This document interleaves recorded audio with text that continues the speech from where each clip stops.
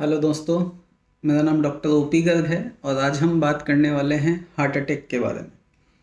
Heart attack क्या होता है, ये किन लोगों को हो सकता है, इसको कैसे रोका जा सकता है, हार्ट अटैक होने पे हमें क्या करना चाहिए, हार्ट अटैक का ट्रीटमेंट के क्या क्या हमारे पास ऑप्शन होते हैं, उसमें कितने परसेंट आपके बचने के चांसेस होते हैं, मोर्टेलिटी के चांसेस क्या होते हैं, और पोस्ट हार्ट अटैक ट्रीटमेंट के बाद हमको क्या क्या सावधानी वगैरह रखनी चाहिए, ये सभी के बारे में आज हम इस वीडियो में बात करने वाले हैं। तो सबसे पहला क्वेश्चन, तो हार्ट अटैक होता क्या है। हार्ट अटैक एक कॉमन लैंग्वेज में हम लोग जनरल पब्लिक इसको बोलती है, इसकी मेडिकल टर्मिनोलॉजी है मायोकार्डियल इन्फार्क्शन। यानी कि आपके हार्ट पूरी बॉडी को ब्लड सप्लाई करता है, बट हार्ट को भी कुछ वेसल्स ब्लड सप्लाई करती हैं जिसकी वजह से हार्ट जिंदा रहता है। कहने का मतलब आपका ब्रेन को ब्लड पहुंचता है तो ब्रेन अपना काम करता है, या लंग्स तक पहुंचता है तो लंग्स, ऐसे सभी ऑर्गन्स तक ब्लड पहुंचाना हार्ट का काम है। परंतु हार्ट को खुद को भी तो जिंदा रहना है, उसको खुद को भी तो न्यूट्रिशन चाहिए, उसको खुद को भी पोषण चाहिए। तो उसके लिए कुछ वेसल्स होती हैं जो कि मोटे तौर पे 3 वेसल्स होती हैं। अगर उनमें ब्लॉकेज आ जाए जिसकी वजह से हार्ट को खुद को ही ब्लड सप्लाई कम हो जाए या बंद हो जाए, तो हार्ट का वो वाला पोर्शन मर जाता है या मरने जैसी कंडीशन में पहुंच जाता है, जिसको मेडिकल टर्मिनोलॉजी में इन्फार्क्शन बोलते हैं। तो ये जब होता है तो उस समय जो पेशेंट को चेस्ट पेन होता है या उसकी वजह से जो सिम्टम्स होते हैं, उसको एक जनरल पब्लिक या एक लेमन लैंग्वेज में उसी को हार्ट अटैक कहा जाता है। हार्ट को नॉर्मली मोटा मोटी 3 वेसल्स ब्लड सप्लाई करती हैं। तो हालांकि इनकी भी अपनी खुद की अलग अलग ब्रांचेस होती हैं, बट उतना डीप हम नहीं जाएंगे। तो उन तीनों वेसल्स में for example left anterior descending है, या राइट कोरोनरी है, या सर्कमफ्लेक्स, तो उनमें किसी में भी ब्लॉकेज आ जाने से पेशेंट को सीवियर चेस्ट पेन होता है, तो उसी को हम लोग हार्ट अटैक कहते हैं। तो सेकंड क्वेश्चन हमारा है कि ये किन पेशेंट्स में हो सकता है, ये किन में होने के चांसेस ज़्यादा हैं। तो सबसे पहले तो जो भी सीडेंट्री लाइफ स्टाइल वाले लोग हैं, जो कि जैसे बोलें आपकी बैठे रहने का काम जिनका ज़्यादा है, ज़्यादा दौड़ भाग का काम नहीं है, ओवरवेट है, सेंट्रल ओबेसिटी है, मतलब केवल तौंद वाला हिस्सा, पेट वाला हिस्सा उनका बढ़ा हुआ है, उनमें इसके चांसेस ज़्यादा होते हैं। कोलेस्ट्रॉल वगैरह ज़्यादा होने से इसके चांसेस ज़्यादा होते हैं। हालांकि अभी रिसेंटली कुछ स्टडीज़ में ऐसा भी आया है कि कोलेस्ट्रॉल से भी इसका कोई बहुत ज़्यादा मतलब फ़र्क नहीं पड़ता। बट फॉर जनरल इन्फॉर्मेशन कि जो भी मोटे लोग होते हैं, जो बैठे रहते हैं, बहुत ज़्यादा काम नहीं करते, और नाउ डेज जो आजकल हम देख रहे हैं कि काफ़ी यंग पेशेंट्स को भी हार्ट अटैक हो रहा है, that is because of stress. जो जिनका भी स्ट्रेस, जैसे कि नाइट शिफ्ट के अंदर काफ़ी लोगों की ड्यूटी होती है, कॉल सेंटर्स वगैरह में ड्यूटी होती है, डॉक्टर इटसेल्फ जो कि पूरी रात जाग के काम करते हैं, उनको अभी रिसेंटली मेरे एक फ्रेंड को भी हार्ट अटैक हुआ, and he was not obeys at all, मतलब बिल्कुल पतले दुबले इंसानों को भी हार्ट अटैक हो सकता है। तो कहने का मतलब ये रिस्क फैक्टर हैं, और साथ में जो ब्लड प्रेशर के जो मरीज हैं, जो इसी डायबिटीज़ के जो पेशेंट हैं, उनके अंदर जो भी कोमॉर्बिडिटी वाले जो पेशेंट हैं, उनके अंदर भी हार्ट अटैक के चांसेस बढ़ जाते हैं। तो हमको ऐसा क्या करना चाहिए जिससे कि ऐसा ना हो। तो ऐसा कुछ फिक्स रूल नहीं है। मैं बताऊं आपको कि काफ़ी बिल्कुल फिट पेशेंट्स को भी हार्ट अटैक देखा गया है, कि बिल्कुल हेल्दी पेशेंट, बिल्कुल बॉडी बिल्डर टाइप के लोगों को भी हार्ट अटैक देखा गया है। बट यस, इन जनरल की जो थोड़ा सा हेल्दी लाइफ स्टाइल मेंटेन करते हैं, डेली जॉगिंग या डेली वॉकिंग करते हैं, उनको प्रोबेबली इसकी रिस्क कम होनी चाहिए। मतलब आपको कुछ है, अगर हो सके तो डेली आप 1-2 किलोमीटर दौड़ लगाएं, अगर दौड़ नहीं लगा सकते तो एटलीस्ट ब्रिस्क वॉकिंग, तेज़ी से आप चलें, फास्ट वॉकिंग, फास्ट नहीं तो कम से कम धीरे चलें, धीरे नहीं तो कम से कम चलें। मतलब कुछ ना कुछ आपको बैठे नहीं रहना है, कोशिश करना है अपने आप को हेल्दी रखने का, अपने आप को एक्टिव रखने का, और स्ट्रेस बहुत ज़्यादा नहीं लेना चाहिए। रात को पूरी आपको नींद करनी चाहिए, प्रॉपर खाना खाना चाहिए। अभी कुछ स्टडीज़ में शुगर का भी इसका रोल दिखाया गया कि शुगर ज़्यादा खाने वालों को भी हार्ट अटैक के चांसेस ज़्यादा।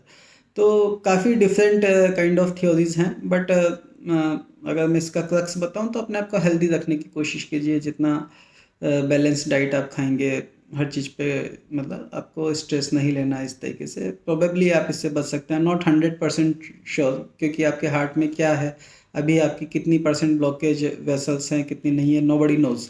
वो जब एंजियोग्राफी होता है तभी पता चलता है। कई बार हम ये मान लेते हैं कि हमारा ईसीजी ठीक है या इकोकार्डियोग्राफी ठीक है तो we are safe, but this is also not 100% sure. ECG के अंदर जब आपको हार्ट अटैक हो जाएगा तभी आपको बीमारी पता चलेगी, उससे पहले आपको पता नहीं चलेगा। ऐसे ही इकोकार्डियोग्राफी में रीजनल वाल मोशन अबनॉर्मलिटी जो हम देखते हैं तो तभी पता चलेगा जब ऑलरेडी हार्ट अटैक हो गया है, उससे पहले आपको इकोकार्डियोग्राफी से पता नहीं चलेगा। तो अगर आप 100% श्योर होना चाहते हैं तो एंजियोग्राफी से ही वो हमको पता चल सकता है कि हमारी वेसल कितनी ब्लॉकेज है, कितनी पेटेंट है।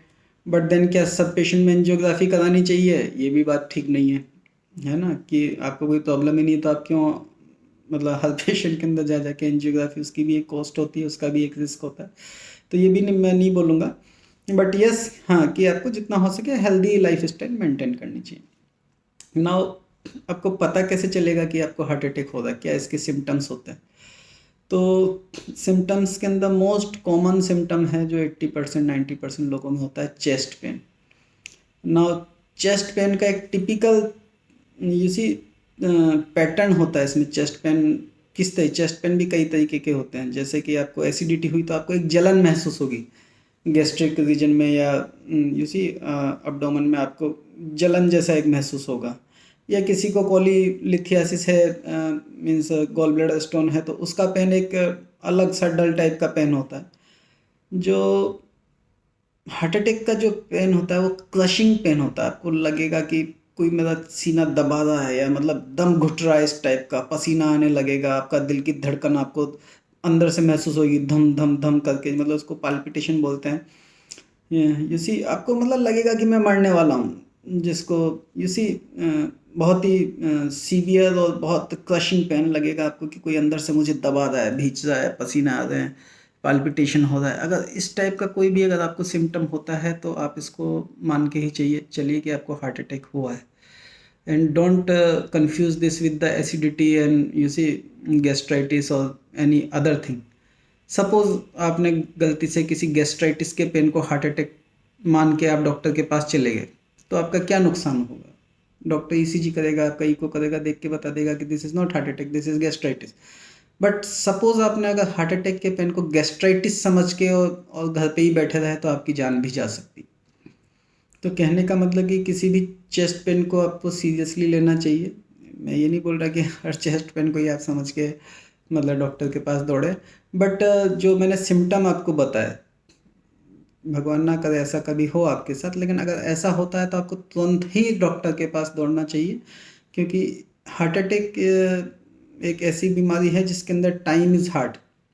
जैसे मैं जब नेक्स्ट वीडियो बनाऊंगा स्ट्रोक के ऊपर तो उसमें भी मैं आपको बताऊंगी कि time is brain also, like कि आप जितना जल्दी डॉक्टर के पास पहुंचेंगे, जितना जल्दी आपका ट्रीटमेंट स्टार्ट होगा, उतना जल्दी आप जो बचा हुआ आपका हार्ट का पार्ट है, सपोज 10% पार्ट पे आपकी ब्लड सप्लाई कम हुई है तो 10% पे ही आप उसको रोक सकते हैं अगर जल्दी पहुँचते हैं तो। अगर लेट कर देते हैं आप उसमें तो 10 की जगह 20% भी हो सकता है वो एरिया, 30% भी हो सकता है। और जितना लेट करेंगे उतना ट्रीटमेंट यू सी डिफ़िकल्ट होता जाता है और बचने के चांसेज भी उतने ही कम होते चले जाते हैं पेशेंट्स। तो कोशिश कीजिए कि जितना जल्दी आपको ये बात समझ में आ जाए कि नहीं something is wrong with you see my heart और मुझे लगता है कि हार्ट अटैक है, अगर आपको 10% या 20% भी ऐसा लग रहा है तो आपको तुरंत नियरेस्ट हॉस्पिटल में दौड़ जाना चाहिए। कोशिश ये करें कि अगर कार्डियोलॉजी सेंटर अगर हो तो सबसे पहले वहीं पे आप जाइए, क्योंकि वहाँ पे एंजियोग्राफी वगैरह की फैसिलिटीज़ होती हैं। जो थ्योरेटिकली अगर मैं आपको बताऊं तो 120 मिनट 120 मिनट्स मतलब विद इन 2 आवर्स आपका ट्रीटमेंट स्टार्ट हो जाना चाहिए। दैट डजेंट मीन कि आप 1 आवर और 59 मिनट्स में ही पहुँचे। उस 2 आवर्स में भी आप जितना जल्दी पहुँचेंगे, सपोज़ 5 मिनट में पहुँच जाते हैं तो बहुत ही बढ़िया, कोई आदमी 10-15 मिनट में पहुँचता है तो वो उससे थोड़ा ख़राब, लेकिन फिर भी ठीक है। तो कहने का मतलब जितना जल्दी आप कोशिश करेंगे, वो गोल्डन पीरियड्स आपको 2 आवर्स का वेस्ट नहीं करना चाहिए। अगर सपोज़ आपको लगता है कि कोई कार्डियोलॉजी सेंटर आपसे इतनी दूरी पे है जिसमें आप 2 घंटे पे नहीं पहुंच सकते, तो कोशिश कीजिए नियरेस्ट किसी अच्छे हॉस्पिटल के अंदर जहाँ पे थ्रोम्बोलाइज किया जा सके, जहाँ पे कुछ अच्छे डॉक्टर्स और यू सी अच्छा सेंटर हो, वहाँ पे आपको जाना चाहिए ताकि वो एटलीस्ट आपका प्राइमरी ट्रीटमेंट कुछ कर देंगे जिससे कि आप अगले 2 घंटे तक बचे रह सके, अगले 2 घंटे तक आपकी जान ना जाए। तो सबसे पहले तो ये बहुत इम्पोर्टेंट है इसके अंदर।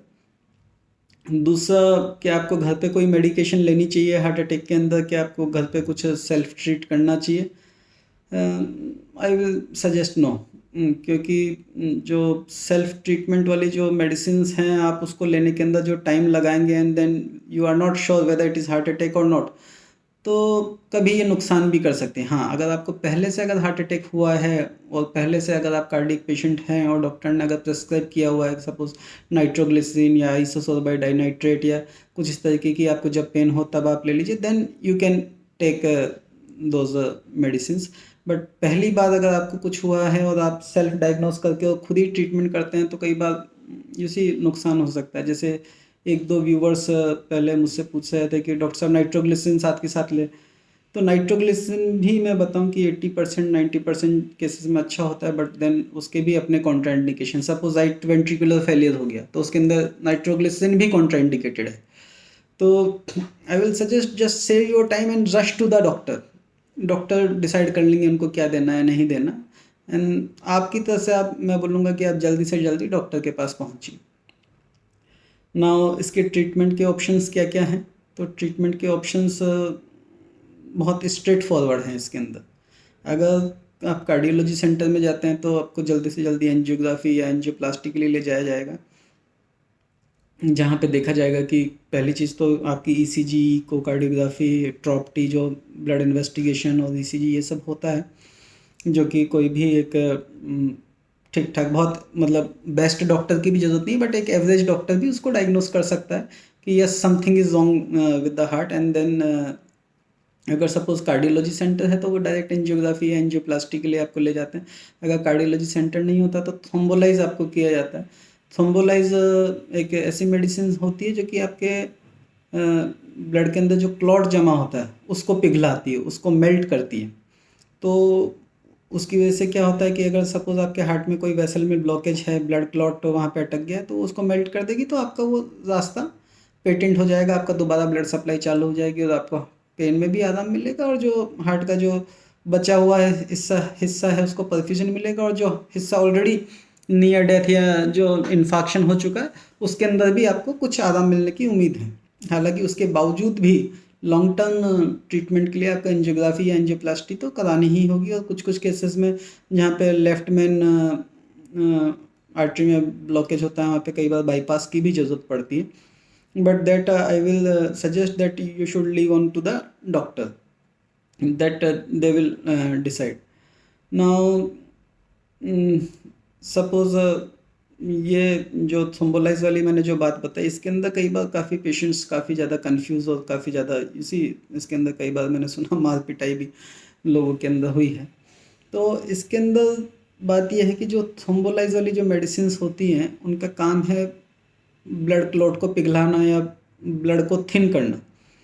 तो क्योंकि हार्ट अटैक में जो ब्लड क्लॉट होता है उसको पिघलाना ज़रूरी है, but at the same time जब वो आपकी मेडिसिन जब हाथ में दी जाती है तो केवल हार्ट में नहीं पहुंचेगी, वो ब्रेन में भी पहुंचेगी, वो नाक कान गले में भी पहुंचेगी, वो किसी पेशाब वाली जगह पे भी पहुंचेगी।